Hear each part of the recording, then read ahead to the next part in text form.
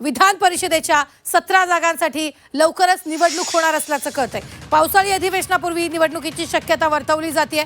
स्थानिक स्वराज्य संस्थांच्या माध्यमातून निवडल्या जाणाऱ्या 17 जागा लवकरच भरल्या जाणार आहेत। 2 वर्षांहून अधिक काळापासून परिषदेच्या जागा रिक्त आहेत।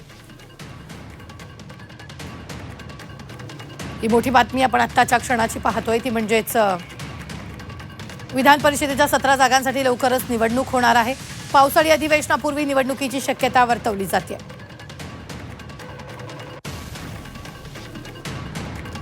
सतरा जागा लवकरच भरल्या जातील। 2 वर्षांहून अधिक काळापासून परिषदेच्या जागा रिक्त आहेत आणि त्यासाठीच निवडणूक होणार आहे। विधान परिषदेच्या 17 जागांसाठी लवकरच निवडणूक होईल, तर पावसाळी अधिवेशनापूर्वी निवडणुकीची शक्यता वर्तवली जाते।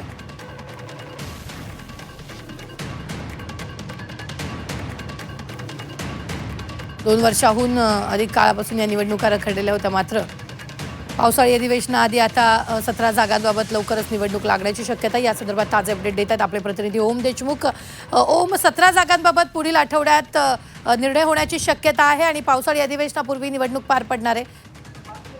रुबीना, अगदी बरोबर आहे। खरं तर स्थानिक स्वराज्य संस्थांच्या माध्यमातून ज्या विधान परिषदेच्या 17 जागा खरं तर निवडून जायच्या होत्या, त्या जागा 2 ते 3 वर्षांपासून रिक्त आहेत। या अनुषंगाने आता जिल्हा परिषदेच्या निवडणुका बऱ्याच जिल्ह्यांमधल्या ज्या आहेत त्या झालेल्या आहेत। 12 जिल्ह्यांमधल्या निवडणुका झाल्यामुळे या 17 पैकी काही जागांचा मार्ग जो आहे तो आता मोकळा झालेला आहे। पावसाळी अधिवेशनाच्या पूर्वी अर्थात जून महिन्यामध्ये या संदर्भात निवडणूक जाहीर होण्याची शक्यता असून एकूण संख्येच्या 75% मतदार असतील या एकंदर अशा संख्येच्या 17 जागांबद्दलची निवडणूक आहे ती लवकरच जाहीर होण्याची शक्यता आहे। यामध्ये मुख्यत्वे अहिल्यानगर, सोलापूर, ठाणे, सांगली, सातारा, नांदेड, यवतमाळ, पुणे, रायगड, रत्नागिरी, सिंधुदुर्गसह एकूण अशा 10 ते 15 जिल्हा परिषदा आहेत ज्या मार्फत या 17 जागांसाठीची निवडणूक पार पडणार आहे। त्यामुळे 17 जागांसाठी होणाऱ्या निवडणुकीच्या संदर्भात हालचाली कधी होत आहेत आणि एकंदर या सगळ्या संदर्भात अधिकृतपणे घोषणा होऊन या संदर्भातला निवडणुकीचा कार्यक्रम कधी जाहीर होतोय हे देखील पाहणं महत्त्वाचं असणार आहे। कारण या 17 जागांसाठी सर्वच पक्षांमध्ये मोठ्या प्रमाणात लॉबिंगला देखील आता सुरुवात झाली, त्यामुळे निवडणूक कार्यक्रम कधी घोषित होतोय हे पाहणं महत्त्वाचं आहे।